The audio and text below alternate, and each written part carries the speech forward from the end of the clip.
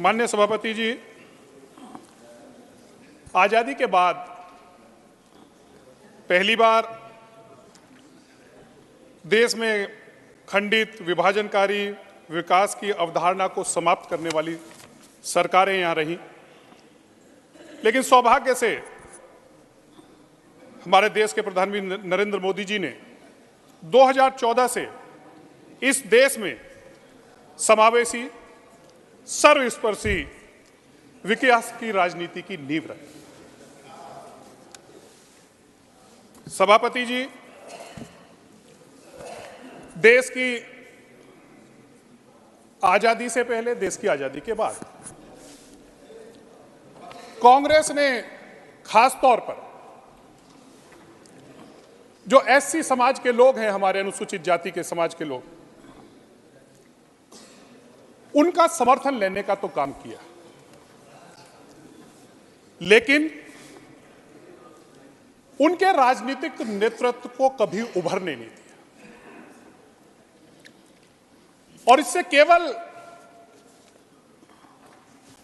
आम दलित नेता नहीं, इस देश के सबसे बड़े सर्वमान्य दलित नेता बाबा साहब भीमराव अंबेडकर को भी कांग्रेस ने नहीं बख्शा। जब पहली बार इस देश की संविधान सभा में बाबा साहब को जाने का मौका मिला, तो कांग्रेस ने उन्हें उस देश की संविधान सभा में नहीं आने दिया। जोगेंद्र नाथ मंडल जी के सहयोग से बाबा साहब संविधान सभा में पहुंचे और दूसरी बार बाबा साहब को जयकर जी, जो हिंदू महासभा के, उन्होंने अपनी सीट खाली की और उनके सहयोग के बाद बाबा साहब संविधान सभा में पहुंचे। और इतना ही नहीं, देश की आजादी के बाद जब 1952 में पहला लोकसभा का चुनाव हुआ, तो उस समय बाबा साहब को हराने के लिए कांग्रेस ने उनके सहयोगी एनएस काजोलकर को बाबा साहब के खिलाफ लड़ाया और बाबा साहब को हराने का काम किया। और इसके बाद 1954 में भंडारा लोकसभा का जो उपचुनाव हुआ, उस समय उनके खिलाफ नेहरू जी चुनाव प्रचार करने गए और बाबा साहब को हरवाने में सहयोग किया। यह कांग्रेस का असली चेहरा है। दलितों के प्रति उनकी जो सोच है, और इससे भी बढ़कर मैं कहना चाहूंगा, इतना ही नहीं किया कांग्रेस ने जिन्होंने एनएस काजोलकर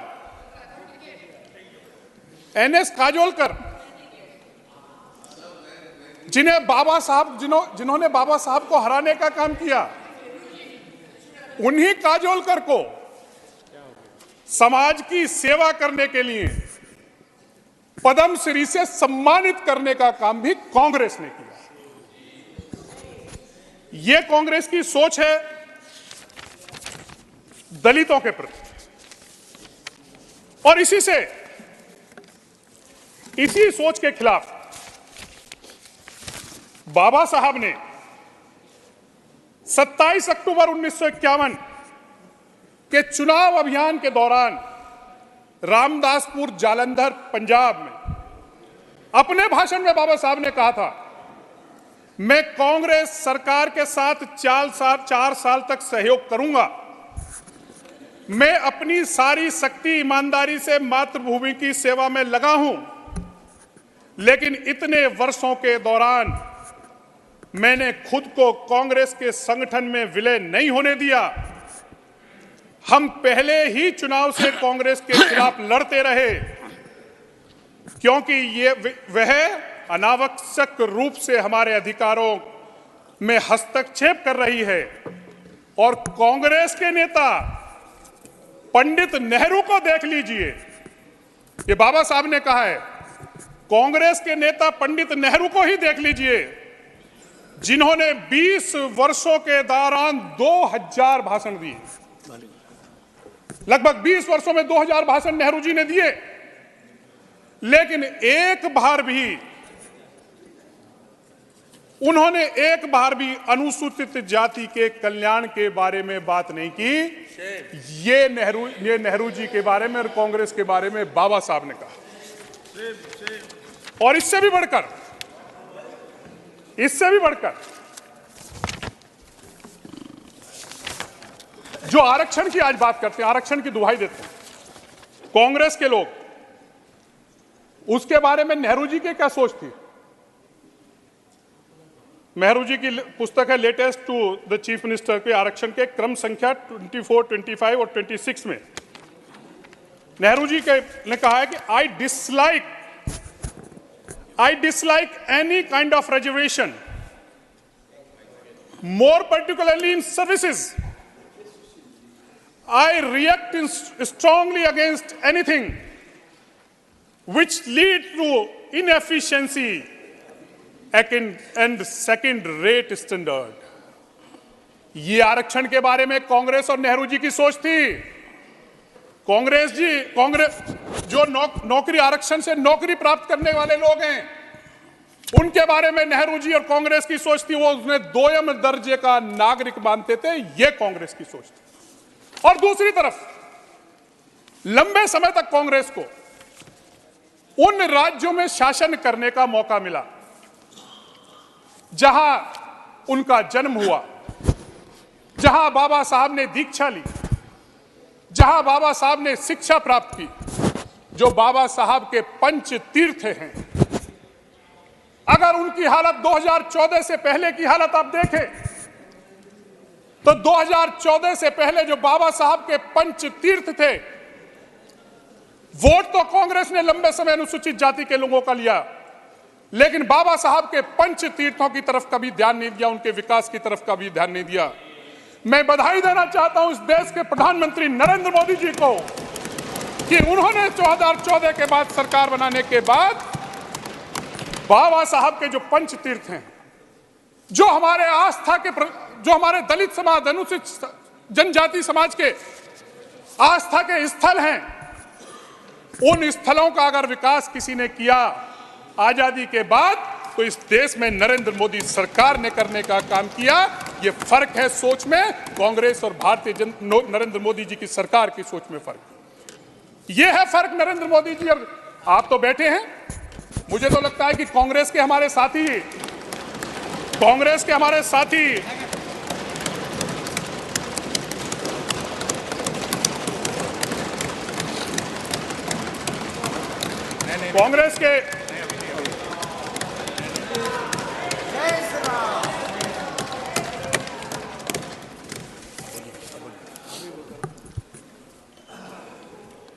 हमारे साथी तो उन पंचतीर्थों को कभी जाके उनके दर्शन भी नहीं करे होंगे, क्योंकि केवल आप दिखावा करते हैं। ये नरेंद्र मोदी सरकार है जो बाबा साहब के लिए समर्पित है, बाबा साहब के विचारों के लिए समर्पित है। इसीलिए बाबा साहब के पंच तीर्थों का विकास करने का काम नरेंद्र मोदी जी की सरकार ने करने का काम। आजकल कांग्रेस के एक नेता हैं जो कभी अपनी जाति बताते हैं, कभी अब उन्हें गोत्र भी बताते हैं, और कभी वो अपना जनेऊ भी दिखाते हैं,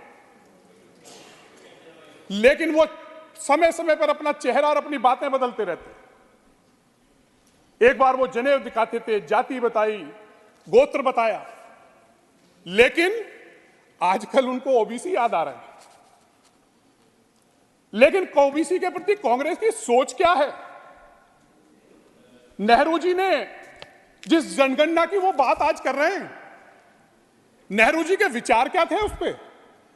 नेहरू जी ने उसके बारे में कहा क्या था? कभी कम से कम उसको तो पढ़ लेते। नेहरू जी ने कहा था,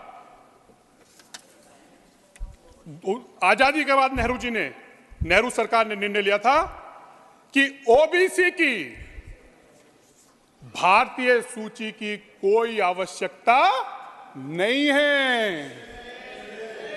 ये किसी और ने नहीं किया था, ये देश की तत्कालीन कांग्रेस की सरकार और नेहरू जी का निर्णय है, ये किसी और का निर्णय नहीं है।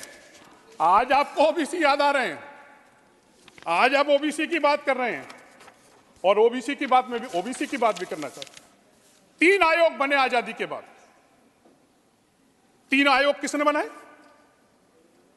आपको किसने रोका था उन तीनों आयोगों की रिपोर्ट लागू करने से? क्या विचार थे आपके? पहले आयोग की रिपोर्ट क्यों नहीं लागू की आपने? कालेकर कमेटी की रिपोर्ट आपने क्यों लागू नहीं की? और जब मंडल आयोग की रिपोर्ट लागू होनी हुई तो राजीव गांधी जी ने उसका विरोध किया था। यह किसी और ने विरोध नहीं किया था, राजीव गांधी ने इसका विरोध किया था। आज आप ओबीसी की बात करते हैं, जिस ओबीसी के आरक्षण लागू करने की बात और तीनों रिपोर्टों को जो आपके शासन में आई थी, जो आपके समय की थी, आपको लागू करने से किसने रोका था?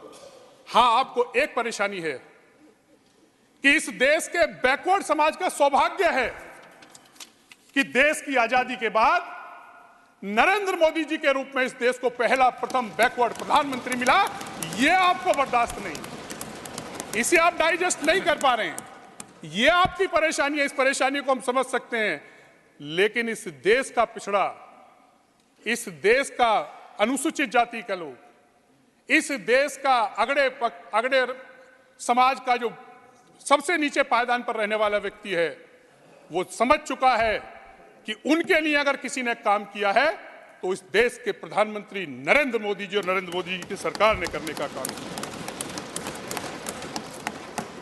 माननीय सभापति जी, अगर मैं ओबीसी की बात करूं, राजनीतिक नेतृत्व की बात करूं, प्रधानमंत्री जी के रूप में नरेंद्र मोदी जी हमें मिले, और अगर राजनीतिक भागीदारी की मैं बात करूं, राजनीतिक भागीदारी में अगर आप उठा लीजिए, आज सबसे ज्यादा ओबीसी के लोकसभा के सदस्य किस पार्टी के हैं? बीजेपी के। अगर आज देश में सबसे ज्यादा ओबीसी समुदाय के विधायक हैं तो बीजेपी के हैं। अगर विधान परिषद के सबसे ज्यादा ओबीसी के सदस्य हैं तो बीजेपी के हैं। आज सबसे ज्यादा इस देश की आजादी के बाद मंत्री अगर बने ओबीसी के तो वो नरेंद्र मोदी जी की सरकार में बने। सबसे ज्यादा राजनीतिक हिस्सेदारी, जिसकी लड़ाई, जो बाबा साहब ने जिसके लिए संघर्ष किया, जो बाबा साहब को आपने हरवाने का काम किया, राजनीतिक हिस्सेदारी, राजनीतिक नेतृत्व आपने नहीं उभरने दिया, वो राजनीतिक हिस्सेदारी देने का काम ओबीसी के लोगों को नरेंद्र मोदी जी की सरकार ने, नरेंद्र मोदी जी की सरकार ने काम करने का। आपने क्या किया? नौकरी की तरफ ओबीसी एससी को नौकरी मिल जाए, आरक्षण की आप बात करते थे, जिसमें आपकी नीयत नहीं थी, नेहरू जी की भी नीयत नहीं थी। लेकिन नरेंद्र मोदी जी की को बधाई देना चाहूंगा, इस देश के प्रधानमंत्री जी को। उन्होंने समाज के उस वर्ग को, जो ओबीसी का सबसे पिछड़ा वर्ग है, जिसे हम विश्वकर्मा समाज कहते हैं, जो नाई, जो हमारा धोबी है, जो लोहार बढ़ई है, उस समाज, कुम्हार, जो अपने हाथ से काम करता था, जिनके पास स्किल होता था, वो धीरे धीरे इस नौकरी के चक्कर में वो स्किल उनका खत्म हो गया।